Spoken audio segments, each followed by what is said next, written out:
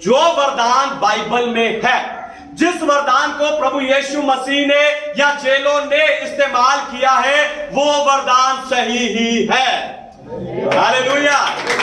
जो वरदान के द्वारा परमेश्वर काम करता है वो सही है। जिस वरदान के द्वारा परमेश्वर को महिमा मिलती है वो सही है। जिस वरदान के द्वारा कलीसिया बढ़ती है वो सही है। जिस वरदान के द्वारा लोग उत्साहित होते हैं वो सही है।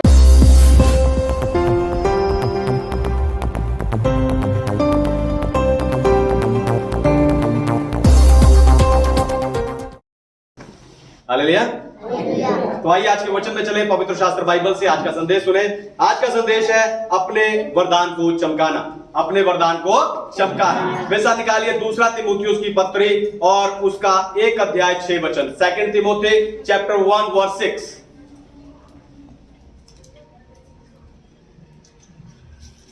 इसी कारण मैं तुझे सुधि दिलाता हूँ कि तू परमेश्वर के उस वरदान को जो मेरे हाथ रखने के द्वारा तुझे मिला है प्रज्वलित कर दे। हालेलुया। परमेश्वर के नाम की महिमा। तो यहां पर संत पौलुस अपने आत्मिक पुत्र तीमुथियुस को कह रहा है कि अपने वरदान को प्रज्वलित कर दे। आपको बताऊं, यह शब्द नए नियम में एक ही बार यहीं पर आया है। बाइबल में 22 वरदान है लोगों की भलाई के लिए और कलीसिया की बढ़ोतरी के लिए। परमेश्वर हर एक विश्वासी को पवित्र आत्मा के माध्यम से ये वरदान देते हैं। यानी मुझे सुन रहे आप सब में कोई ना कोई वरदान मौजूद है। हालेलुया। मुझे सुन रहे आप सब में कोई ना कोई वरदान जरूर है। बस आपको उस वरदान को पहचानना है। आपको बताऊं, जब आप प्रार्थना करेंगे परमेश्वर आपको आपके वरदान की पहचान करवाएंगे और अपने वरदान को पहचान लेने के बाद परमेश्वर चाहते हैं कि आप लगातार उसे चमकाएं। हालेलुया। परमेश्वर चाहते हैं कि आप अपने वरदान को जान लेने के बाद लगातार उस वरदान को चमकाएं। तो आप अपने वरदान को कैसे चमका सकते हो, यही बताकर आज मैं आपको उत्साहित करने जा रहा हूं। लेकिन उससे पहले मैं चाहता हूं कि दुनिया भर से स्पिरिचुअल पैशन असेंबली यानी आत्मिक उत्साह की सभा के इस संदेश को जितने लोग सुनते हैं, हम तालियों के साथ उनका स्वागत करें।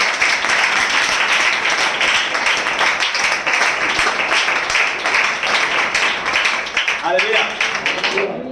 परमेश्वर का धन्यवाद हो। तो अपने वरदान को चमकाना, पहली बात अपने वरदान का अध्ययन करें। अपने वरदान को चमकाने के लिए अपने वरदान का अध्ययन करें। पढ़िए दूसरा तीमुथियुस 2 अध्याय और 15 वचन। 2 तीमुथी चैप्टर 2 वर्स 15। अपने आप को परमेश्वर का ग्रहण योग्य और ऐसा काम करने वाला ठहराने का प्रयत्न कर जो लज्जित होने ना पाए और जो सत्य के वचन को ठीक रीति से काम में लाता हो। आमीन। हालेलुया। परमेश्वर के नाम की महिमा। तो होशे भविष्यवक्ता की पुस्तक 4 अध्याय 6 वचन में परमेश्वर कहते हैं कि मेरी प्रजा ज्ञान की कमी के कारण नाश हो रही है।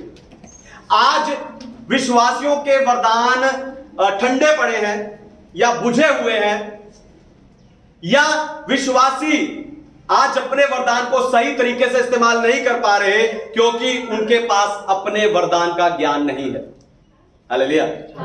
आपको बताऊं, परमेश्वर की ओर से आपको जो वरदान मिला है आपको उसका खास अध्ययन करना चाहिए ताकि आप अपने वरदान को और अच्छे तरीके से जान सको और अच्छे तरीके से समझ सको और अच्छे तरीके से उसको आप सीख सको। हो सकता है आपके पास भविष्यवाणी का वरदान हो,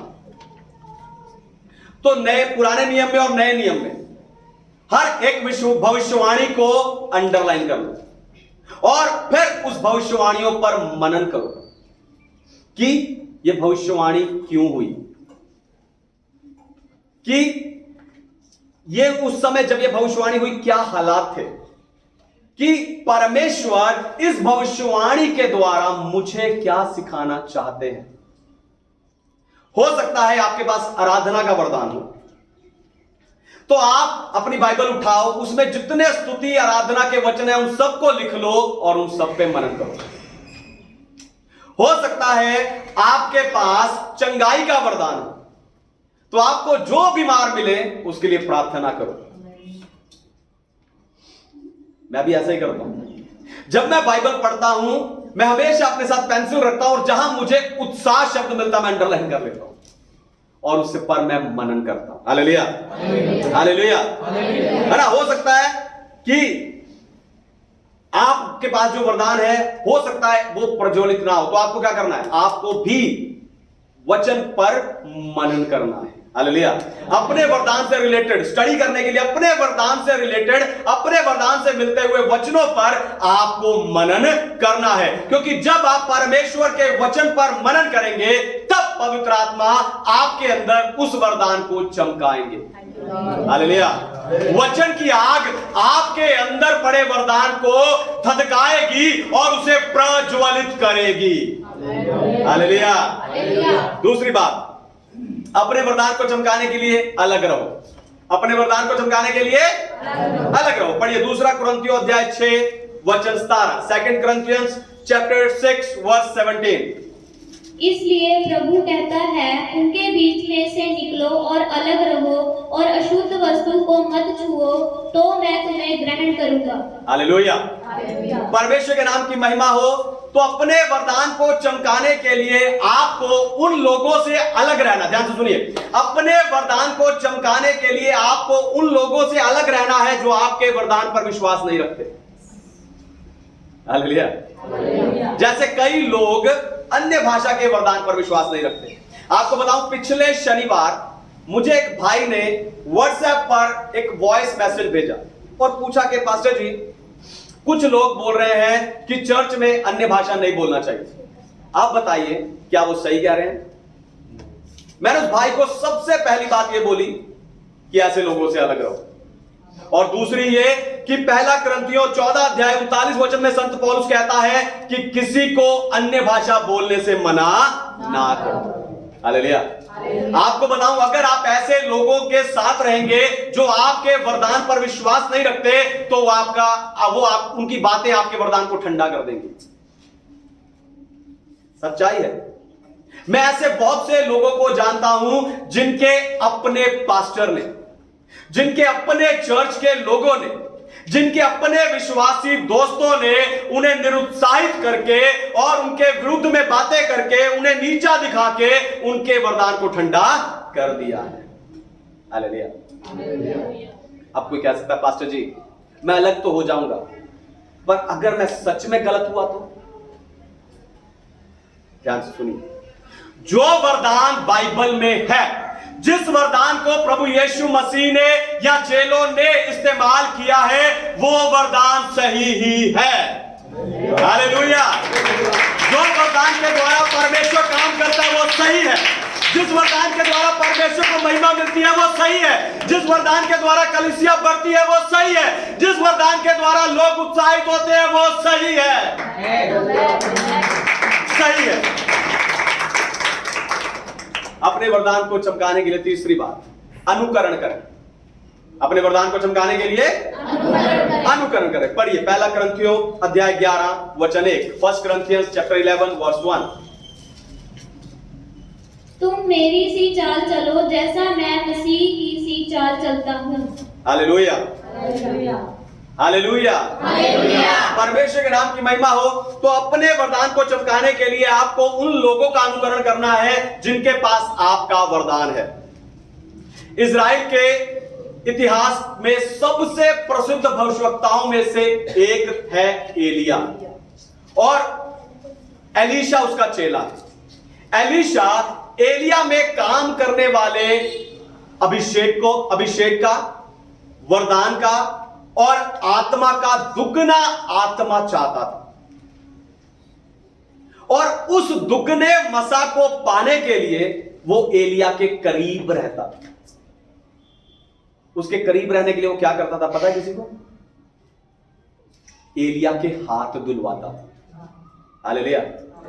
वो एलिया के हाथ धुलवाने वाला एक व्यक्ति था। उसने देखा कि मैं एलिया के किस तरह नजदीक रह सकता हूं, कौन सी जगह खाली है, और वो उस जगह को भरने के लिए भी तैयार हो गया, क्योंकि मुझे वो दुगना मसा चाहिए, इसलिए मैं हाथ धुलवाने के लिए भी तैयार। आपको बताऊं, दूसरा राजाओं की पुस्तक दूसरे अध्याय में हमें यह पता चलता है कि जिस दिन एलिया उठाया जाना था उस दिन एलीशा उसके पीछे था, और एलिया ने 3 बार एलीशा को वापस भेजना चाहा कि तू चला जा, यहोवा मुझे बुलाता है। लेकिन एलीशा ने एलिया को नहीं छोड़ा, वो उसके पीछे चलता रहा, उसका अनुकरण करता रहा, और बाइबल पढ़ने वाले हम सब जानते हैं कि उसने उस दुगने मसे को प्राप्त किया। Hallelujah, hallelujah. ऐसे ही यहोशू ने मूसा का अनुकरण किया और उसने मूसा के बाद उसकी सेवकाई को जारी रखा और इस्राएलियों को कनान देश में पहुंचाया। चेलों ने यीशु मसीह का अनुकरण किया और पृथ्वी की छोर तक उसकी गवाही दी। और अब संत पौलुस कुरिन्थियों की कलीसिया को कहता है कि मेरा अनुकरण करो। हालेलुया। तो जिस प्रभु के दास के पास आपका वरदान है, ध्यान से सुनिए, जिस प्रभु के दास के पास आपका वरदान है,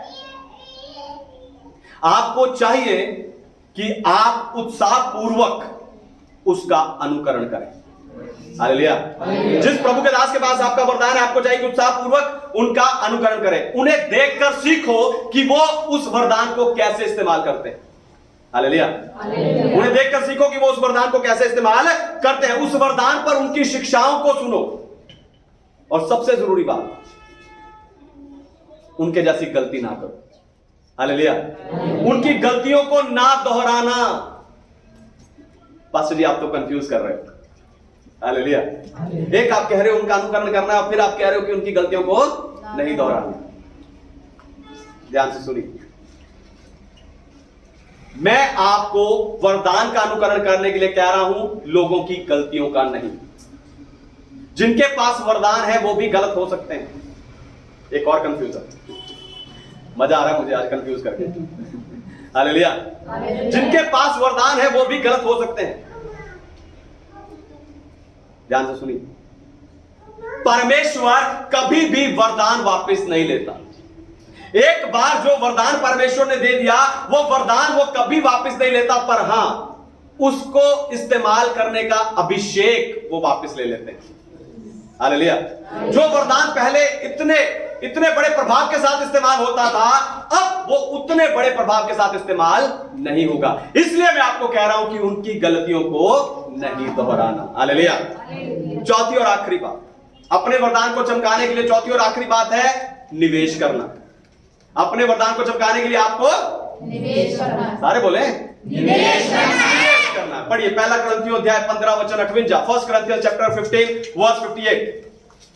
इसलिए हे मेरे प्रिय भाइयों, दृढ़ और अटल रहो और प्रभु के काम में सर्वदा बढ़ते जाओ, क्योंकि ये जानते हो कि तुम्हारा परिश्रम प्रभु में व्यर्थ नहीं है। हालेलुया। परमेश्वर के नाम की महिमा। तो अपने वरदान को चमकाने के लिए चौथी और सबसे जरूरी बात है कि आपको अपने वरदान को चमकाने के लिए मेहनत करनी पड़ेगी। सब कुछ परमेश्वर पर ना छोड़ दीजिए, सब कुछ पवित्र आत्मा पर ना छोड़ दीजिए। मैं चाहता हूं कि आप अपने वरदान को चमकाने के लिए मेहनत करें। तो आपको क्या क्या निवेश करना है? तो आपको क्या क्या निवेश करना है, लिख लीजिए। पहली बात, बच्चे शांति बनाए। पहली बात, जागरूक रहना है। क्या करना है? जागरूक रहना। यानी आपने वरदान के प्रति अनजान ना रहिए। संत पौलुस 2 कुरिन्थियों 1 अध्याय 6 वचन में तिमुथियुस को यही कह रहा कि अपने वरदान के प्रति निश्चिंत ना रहे। तो आपके पास जो डिग्री है, आपके पास जो पोस्ट है, या आपने जो कुछ जीवन में हासिल किया, आप उसे कभी नहीं भूलते। आप उसे कभी नहीं भूलते। कोई भी कभी भी किसी भी समय पर आपसे पूछता, आप झट से क्या, तो मैंने एमबीए किया है। किराए के घर में रहते हो क्या? अपने घर में रहता हूं। आपने जो हासिल किया आप उसे हमेशा याद रखते हो और झट से किसी को भी उत्तर देते हो।